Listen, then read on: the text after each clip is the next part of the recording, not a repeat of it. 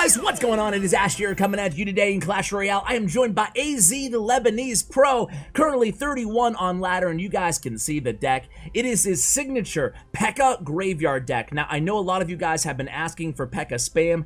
Don't worry, I got you guys covered as well, hopefully later this week or this weekend. But today, we're going to watch AZ live on ladder. He's so high right now, 7,711 trophies. Now, if he, first match right now, against Dank Gannon. This is going to be a good one here. Obviously, both of these players know exactly what deck the other person is playing. I'm sure most of you guys do too, if you've been a long-time viewer of the channel here, or if you just take a look at the leaderboards.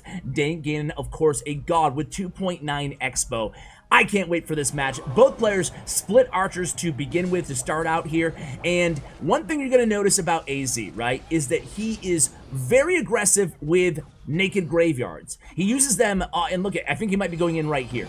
As soon as he knows the opponent does not have poison, and this obviously isn't a naked graveyard, he went in with the, he had the furnace set up, and he went in with the Mega Minion. But sometimes when he has the furnace set up, if he knows the opponent doesn't have poison, or has very small, or counters to graveyard that die from either snowball or die from poison, he will go in, force that counter out of the opponent's hand, and just kind of leave his cards, his spell cards selected. The beautiful thing about this deck, speaking of spell cards, is that it includes basically the two best cards in the game right now, right? I mean, non-troop cards, or I guess out of every card, right? Barbarian Barrel, unless you're under leveled. That was a dirty nerf, by the way, to Barbarrel, because it didn't change the card, right? I mean, at tournament level standard, it is still OP and sickening. All it really, again, I'm way too negative here lately on the channel, but all the Bar Barrel nerf really did was hurt people who don't have it maxed, right? That's all it did. It was weird. It wasn't really a nerf to the card, it was just a nerf to non-max players in a way. Maybe I'm being too critical. Let me know if I'm wrong in the comments. Been wrong a lot lately, so hey, let me know. Anyway, back to the match here. Almost in double elixir time. But anyway, Snowball and Bar Barrel still the two best cards in the game. So to have them both in one deck, it's lethal. It's a really good deck here, and he's been playing it for quite a while. It survived a lot of metas, and this is even though it's not like a super free-to-play friendly a deck, you can get by with an under-leveled graveyard, you know. So the win condition is somewhat, you know, you can get by with it, and that was the first Expo there, I believe, from Dank Gannon this entire match. And the rest of the deck, well, you know, I guess it's not super free-to-play, but either way, it's a great deck, especially once you learn how to play it. And here we go. This might be, okay, no trouble, forget it. A PEKKA comes down just the last second there against Dank Gannon. Let's focus on the match here and stop extrapolating on the state of the game right now. So a fireball comes down. This could be trouble here. We could get an Expo lock from Dank Gannon on this right tower, and we do. Half health Expo. This is going to be trouble. A predictive log, nice delay on those archers there. Dank Gannon obviously knowing that archers were the only really viable counters still left in hand there for AZ. So a nice delay by AZ, avoiding that log. And, you know, at the end of the day, Dank Gannon just splitting his damage on both of the towers. Expo does, defensive Expo, they're going to take care of that furnace. Now we have a PEKKA behind the King Tower, seeing as how Dank Gannon used the Expo on defense. It frees up AZ to play his PEKKA in the back. Nice Mega Minion positioning there. It's going to be out of range, I believe, yes, of both of the towers there. So Mega Minion will do some work untargeted here. And then the Expo set up opposite lane there for Dank Gannon. Meanwhile, our graveyard gets a decent amount of damage, putting us right back in this game in terms of the damage advantage. So 2,500 and 2,205 on the low tower here for AZ on the left tower, about 30 seconds into sudden death overtime. Setting up with the defensive Tesla. I love watching Dank Gannon play. I've had him on the channel recently. Him and Air Surfer were on the channel. I'll link that video if you guys are both on Boys 2 Pro video. I'll link that video if you guys want to in the show notes below. But here it goes. I love the thing about Dank Gannon, which I really love about the guy, is that he's so technical. He's so technically sound, and he just, I don't know, he got a lock on that right tower. This could be game, guys. Okay, forget it. Archers take care of that. Skeletons on the tower. PEKKA's still alive. 1091, 993. Oh man, this is gonna be such an epic match to start the video. All right, let's see what AZ can do here. A nice lucrative graveyard PEKKA push in the left lane, and again an aggressive PEKKA here at the bridge. Will this Expo lock on? It will. Okay, Graveyard's down. Ooh, that Bar Barrel plus that Mega Minion really took care of that Expo there. We kind of dodged a bullet on that Expo. Now the tower's all the way down to 266 damage. Poison's down for the first time by AZ. 51 HP, 12 HP. Now who can cycle faster? All right, there's one Fireball, but he has 2 cycle cards. Oh boy, I think we got this. Log is down. Skeletons are down. Poison's down. GG, what a match to start this video. Wow, and he won, so he's only going to do one more live match. Let's do a replay. Currently 12th in the world, okay? Now we're going to go ahead and do a replay. I'm going to show 2 replays in between the live matches today. I've had a few long videos in a row, so let's do a shorter-ish one today, 15-20 minute video or so, depending on how long the last match goes, because he only has one more live left in him, because at the very, this is the, recorded, by the way, end of night Sunday, basically, the very end of the season. That's hence the high trophy counts. I probably won't upload until like Tuesday or Wednesday.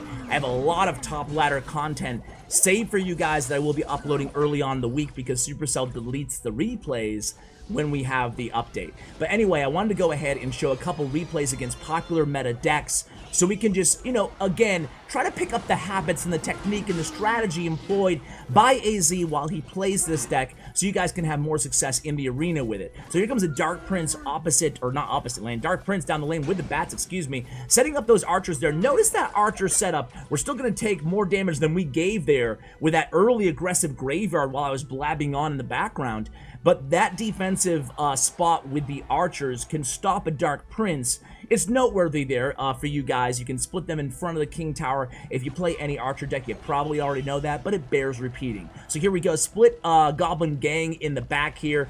Oh, approaching the halfway point of this match. Bar Barrel's going to go in. And AZ sitting at 9 elixir right now. You can see that AZ, the order of operations, if you will, with this deck is, and he's happy to keep baiting out fireballs with that furnace. And look at this, another naked Graveyard. He has 2 spells in hand, though. You notice that, guys? He'll go in with the Graveyard if he has both of his spells, knowing that his opponent only has cheap, swarmy counters. And we saw it again there. So here we go again with that same archer defense. Bar Barrel is down as well. That's going to pull the Prince back up. Well played there. Totally countering that push. Nice defense again by AZ as we approach double elixir time. Let's see where he puts his furnace. I've never seen AZ ever place the furnace behind the Princess Towers, just for what it's worth. He always wants to bait out that spell. It's not like he's going to go, it's not like he's going to give up on the furnace. He doesn't give up on it. He still plays it, still wants to bait out that big spell, right? In number 2, he's not going to just, okay, they have Fireball every time, I'm going to stop playing it. In number 2, he's not going to put it behind the strong side tower. Speaking of strong side tower, we got a giant Prince push coming. Meanwhile, we're going to take the left tower easy, but can we hold on to the right tower? Graveyard P.E.K.K.A push. This could be a 3 crown here, guys. But Snowball comes down. Mega Minion doing really nice work there. Dark Prince gets pulled up to the Archer. That's going to buy us more time. 416 remaining on our right tower. Can he hold on? Well, Fireball is in hand for the opponent. Fireball comes down, and immediately a Furnace is cycled, and that's going to be a victory for AZ there. Very well played. Only 124 remaining on that right tower as well. Let's go ahead and do another one here. How do you beat Lavahound against one of the world's best Lavahound players? Speaking of Lavahound players, did you guys hear the news? Very sad. Want to give, man, I'm making it sound like he died or something. Very, very sad news. But seriously, though, one of the ladder goats of all time, Bochum, has retired from Clash Royale, at least competitively in ladder pushing. So very sad to hear that. But, you know, we wish him the best, and who knows, maybe, hey, maybe in the future he'll pick the game back up again or get involved competitively again, maybe next season, CRL. You never know what life will have in store for you guys. But, man, it's been a pleasure having him on the channel. Jeez. 10 times, you know, he's been on the channel quite a bit, you know, and it's gonna be sad to see him go. But speaking of Lavahound, really, really good ladder Lavahound players, there's a, you know, Carl the Legend is out there now. There's a lot of like really good Lavahound players, and Luis DR here is another one of those players. But look at this, going in with the P.E.K.K.A there, and you'll notice that to begin this match, AZ played a P.E.K.K.A behind the King Tower.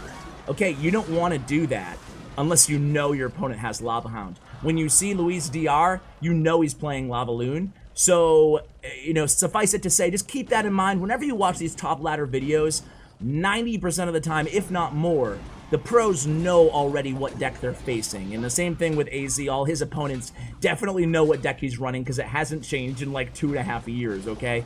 So that was a nice push there, though, by Luis. Did you see that, guys?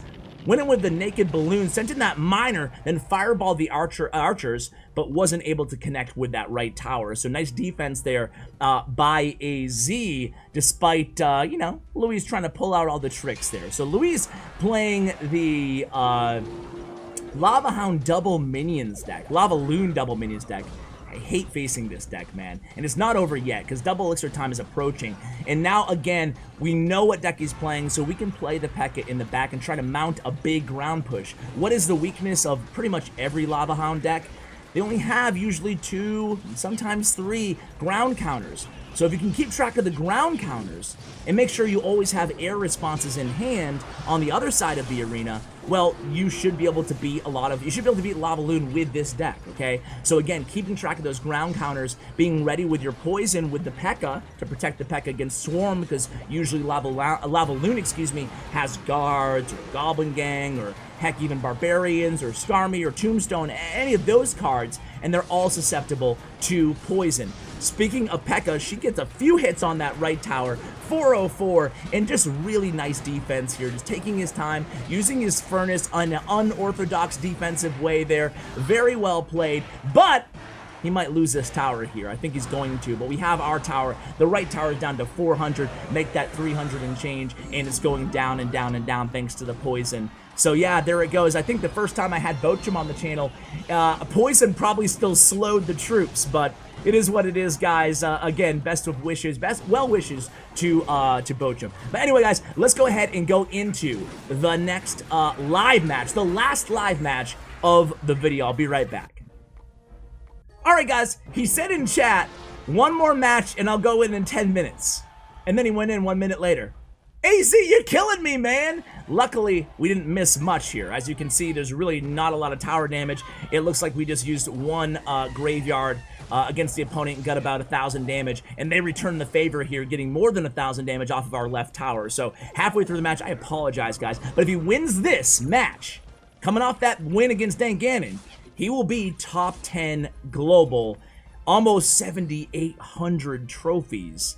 Unreal. Okay, so here we go. Let's go AZ, going against the Lumberjack, Ram Rider, excuse me, Bridge Spam deck. So, very interesting. And look at this, without the Bandit in there, the Inferno Dragon. I was looking for the Bandit for a second. I couldn't find her, obviously. So it's with the Inferno Dragon. That's not going to be great for our P.E.K.K.A, right? But we do, of course, have Snowball to protect. And you see we went again with the Naked Graveyard there. Why did he go in with that Naked Graveyard? We didn't even have a tank at all.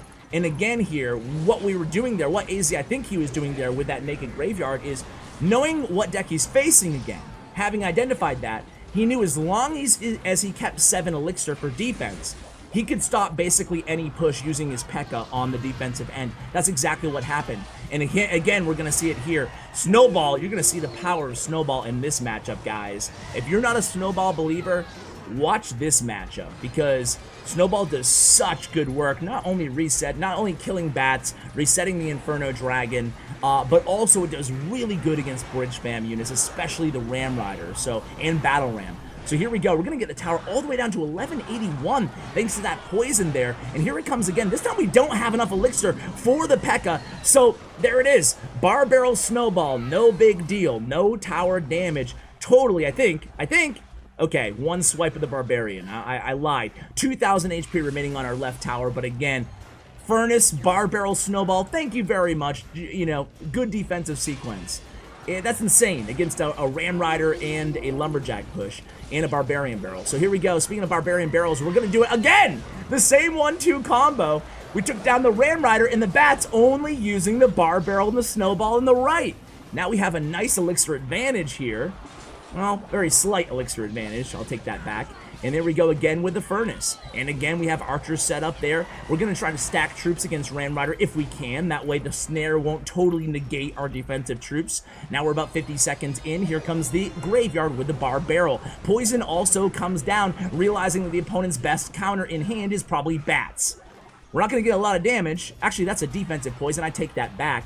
Bats were used with the Ram Rider, I believe, in the previous offensive sequence. So that was not an overcommitment poison from AZ. That was a defensive poison there. My bad on that. So 1083, now we poison against the Inferno Dragon and against the Lumberjack here. And Archer's very, very high there, avoiding the defensive poison or the offensive poison from the opponent with those high Archer placements. And again, here comes a snowball. Graveyard is down, pulling that Inferno D back. Ram Rider's charging in. We have Furnace. GG! Boom! Tower down. AZ wins again.